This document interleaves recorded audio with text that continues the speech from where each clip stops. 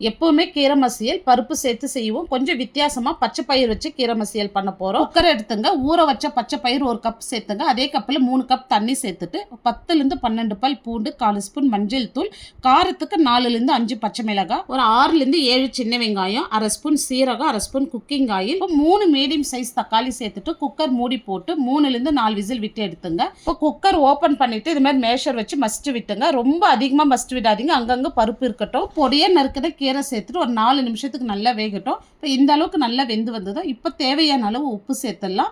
இப்போ பாருங்கள் கீரை இந்த அளவுக்கு நல்லா ட்ரை ஆகி வந்ததோ இப்போ வேற ஒரு பேனில் எண்ணெய், கடுகு, சீரகம், காஞ்ச மிளகாய், ஒரு 50 கிராம் சின்ன வெங்காயம் நீளவாக்கில் கட் பண்ணிட்டு சேர்த்துங்க. இப்போ வெங்காயம் நல்லா கோல்டன் ப்ரௌனாக வதங்கி வரட்டும். இப்போ இதோட கொஞ்சமாக கருவேப்பிலை, 1/4 ஸ்பூன் பெருங்காயம் சேர்த்துட்டு நல்லா வதக்கி விடுங்க. இப்போ இந்த தாளிப்பு எடுத்து அப்படியே கீரை மசியலோடு சேர்த்துட்டு துருகி வச்சு தேங்காய் சேர்த்துடலாம். இப்போ நல்ல ஹெல்த்தியான பச்சை பயிறு கீரை மசியல் ரொம்ப சூப்பராக பண்ணியிருக்கோம். இந்த வீடியோ அளவுகளோடு டீட்டெயிலாக பார்க்கணுன்னா இந்த ப்ளே பட்டனை கிளிக் பண்ணி பாருங்கள். பிடிச்சிருந்தால் லைக் பண்ணிட்டு சப்ஸ்கிரைப் பண்ணிங்க.